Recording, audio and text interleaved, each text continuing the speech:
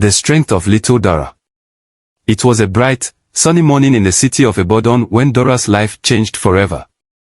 At 6 years old, she was a cheerful, spirited child who loved to sing and dance around her mother's small but beautiful garden. Her mother, warm and loving, was her entire world, a gentle protector and her greatest comfort.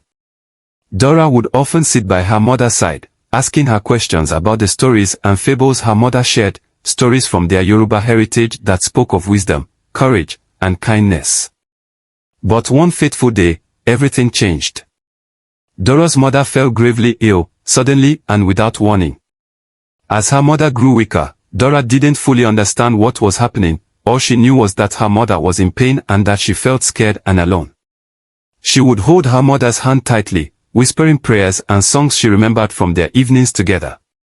But, after a few days of battling her illness, Dora's mother passed away, leaving her only daughter behind in a world that felt cold and unforgiving.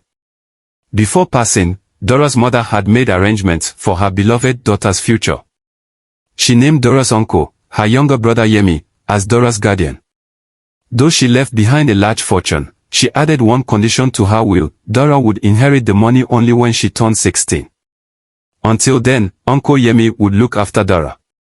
When Dara moved in with Uncle Yemi, his wife, Iriti, and their daughter, Teo, she tried to adapt to her new life. For a time, it seemed that Aunt Iriti and Teo would accept her. Though they weren't as affectionate as her mother, they were at least polite. Dara clung to the hope that she could find some security in this new family. But tragedy struck again. Just after Dora's mother was buried, Uncle Yemi collapsed suddenly from a heart attack. He passed away the very same evening, leaving Dara in the complete care of Aunt Iriti, who was now her legal guardian. Though grief weighed heavily on Dora's heart, she remained hopeful that Aunt Iriti would honor her late husband's wish to care for her.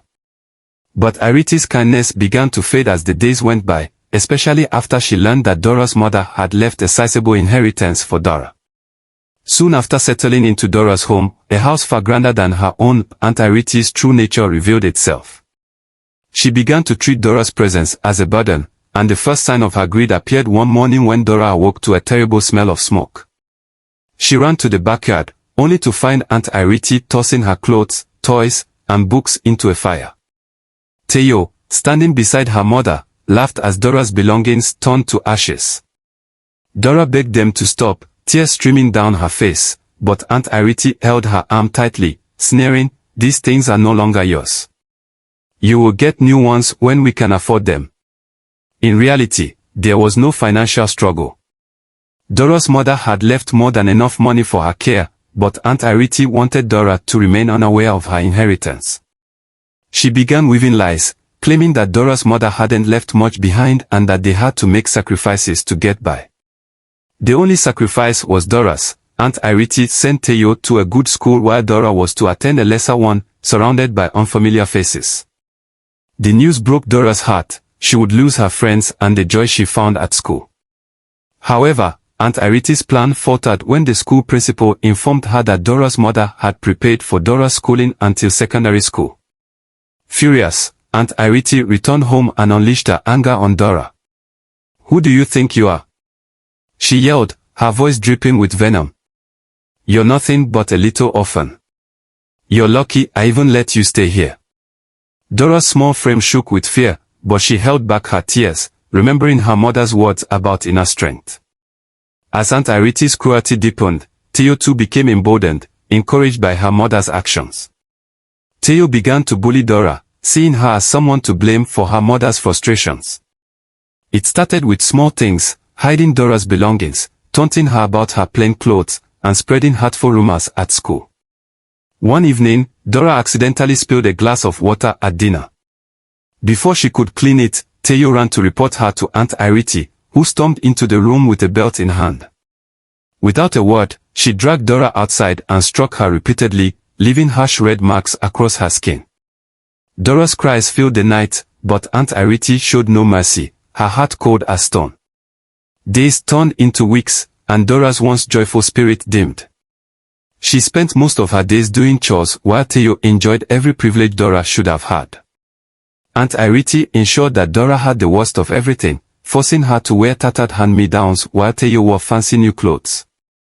Dara wasn't allowed to eat at the dining table. Instead, she ate alone on the kitchen floor, far from everyone else.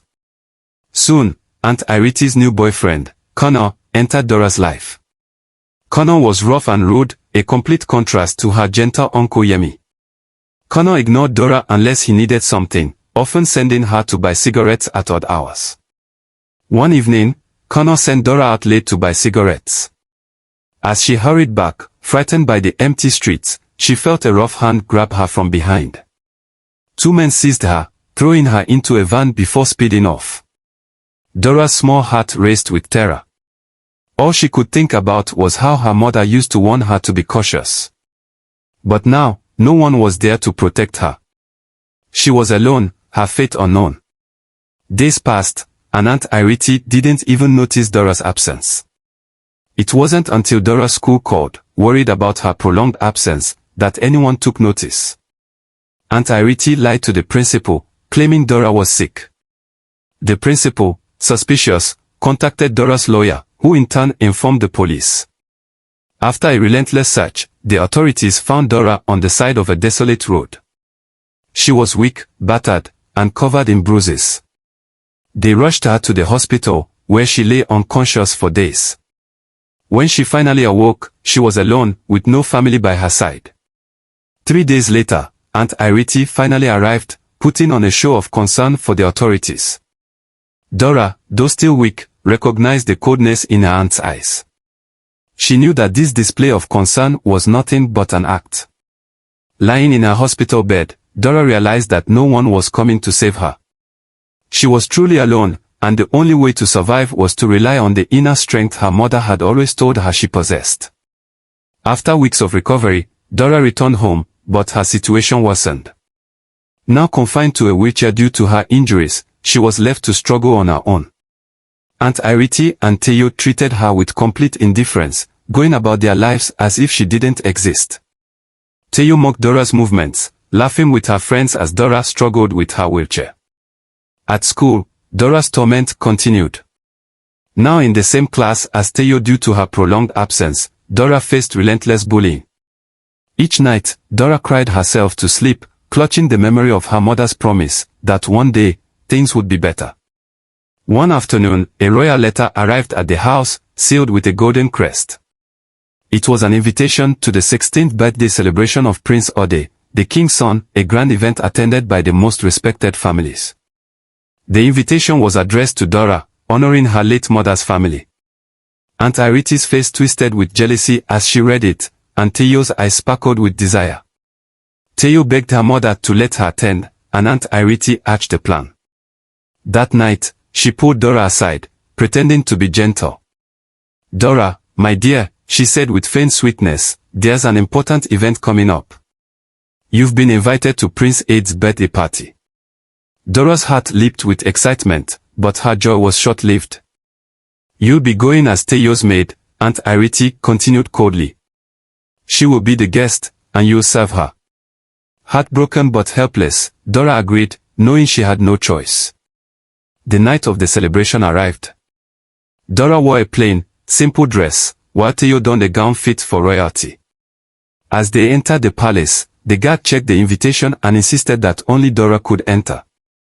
Aunt Iriti protested, explaining that Dara was shy and that Teo would attend in her place.